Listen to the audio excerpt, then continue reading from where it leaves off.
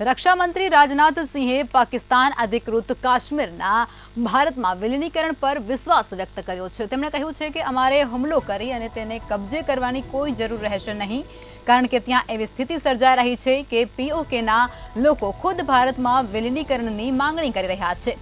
रक्षा मंत्री राजनाथ सिंहे एक media interview में कह્યું હતું કે ભારતે આજ સુધી દુનિયાના કોઈ દેશ પર હુમલો નથી કર્યો કે કોઈની એક ઇંચ પણ જમીન પર કબજો નથી કર્યો। આ આપણું ચરિત્ર છે। હું એમ પણ કહું છું કે પીઓકે આપણું હતું અને આપણું જ રહેશે। પીઓકે પોતાની મેળે ભારતમાં આવશે। તો ભારતે આજ સુધી કોઈ દેશ પર હુમલો નથી કર્યો તેવું તેમના દ્વારા કહેવામાં આવી રહ્યું છે। राजनाथ सिंह द्वारा आ बधा ज निवेदनों छे ते आपवामां आवी रह्या छे। तेओ कही रह्या छे के पीओके ए भारतनो ज हिस्सो छे अने भारते आज दिवस सुधी कोई पण देशनी जमीन पर एक इंच जेटली जमीन पर पण क्यारेय कब्जो नथी कर्यो, त्यारे भारत आज सुधी क्यारेय कोई देश पर हुमलो पण नथी कर्यो।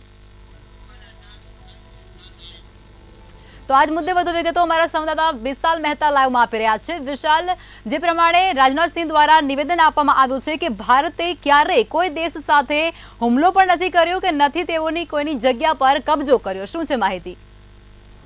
લખમાં જે રીતે માહિતી સામે આવી રહી છે, ખાસ કરીને રક્ષા મંત્રી રાજનાથ સિંહના જે એક ઇન્ટરવ્યુની અંદર પૂછવામાં આવ્યું કે પીઓકેને લઈને જે સમસ્યા છે આખરે તેનું સમાધાન શું છે, શું તેના પર હુમલો કરીને તેને લેવું પડશે? કારણ કે પીઓકે છે એ ભારતનો જ એક ભાગ છે જે પાકિસ્તાન અધિકૃત ભારત કહેવામાં આવે છે, બરાબર। પાકિસ્તાન અધિકૃત કાશ્મીર કે જે ઘણા સમય પહેલાં ક્યાંક ને ક્યાંક સરકાર દ્વારા લોકોને આપવામાં આવ્યું, તેની અંદર વસવાટ કરવામાં આવ્યો, પરંતુ ધીરે ધીરે ત્યાં માહોલ એ રીતનો ઊભો થઈ ગયો કે ત્યાં આતંકવાદનું પ્રમાણ વધતું ગયું અને ક્યાંક ને ક્યાંક તેને પીઓકે તરીકે પાકિસ્તાન દ્વારા જાહેર કરવામાં આવ્યું। પરંતુ આ સમગ્ર બાબતને લઈને છેલ્લા ઘણા સમયથી ભારત છે તે ખૂબ જ સક્રિય ભૂમિકા નિભાવી રહ્યું છે।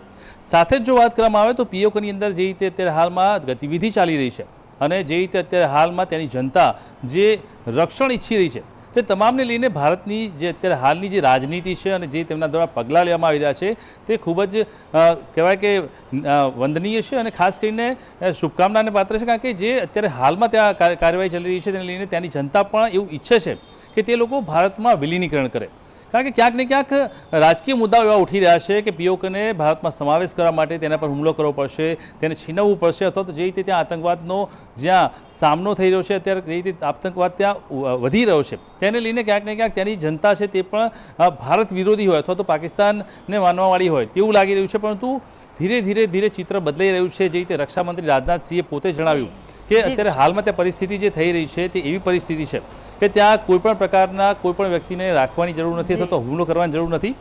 ખરેખર ત્યાં હુમલો કર્યા વગર જ વિલીનીકરણ ભારતમાં થશે તેવું કહેવામાં આવે છે, કારણ કે ક્યાંક ને ક્યાંક પહેલાં પણ ભારતની અંદર આ રીતે કોઈ પણ ભારતે હુમલા કર્યા નથી। પડોશી દેશો સાથે હંમેશા સારા સંબંધ રાખ્યા છે, પણ ભારતનું એ પણ લક્ષ્ય છે કે જો કોઈ પણ તેના પર આંગળી ઉઠાવશે અથવા તો તેની છેડતી અથવા તો તેને હેરાન કરવાની કોશિશ કરશે તો તેને જડબાતોડ જવાબનો પણ સામનો કરવો પડશે। એટલે ભારત અત્યારે હાલમાં જે રીતે પીઓકેમાં સમાવેશ કરવા માટેના જે પગલાંની વાત કરી રહ્યું છે તેમાં સ્પષ્ટ કહી રહ્યું છે કે જનતા છે જે પીઓકેની તે પોતે જ વિલીનીકરણ ઈચ્છી રહી છે અને નજીકના સમયમાં તે પોતે જ ભારતની અંદર વિલીન થશે, તેના પર હુમલો કરવાની જરૂર નહીં પડે।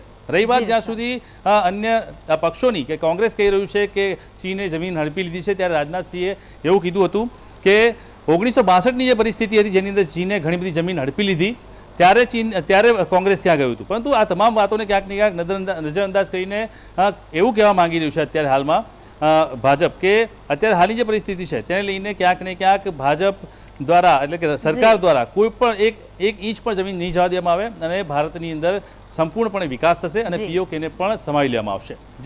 જી બિલકુલ, તમામ વિગતો સાથે જોડાયા તે બદલ આભાર। તો રાજનાથ સિંહ દ્વારા નિવેદન આપવામાં આવ્યું છે જેમાં તેઓએ જણાવ્યું છે કે ભારત દ્વારા ક્યારેય કોઈ પણ દેશ પર હુમલો કરવામાં નથી આવ્યો।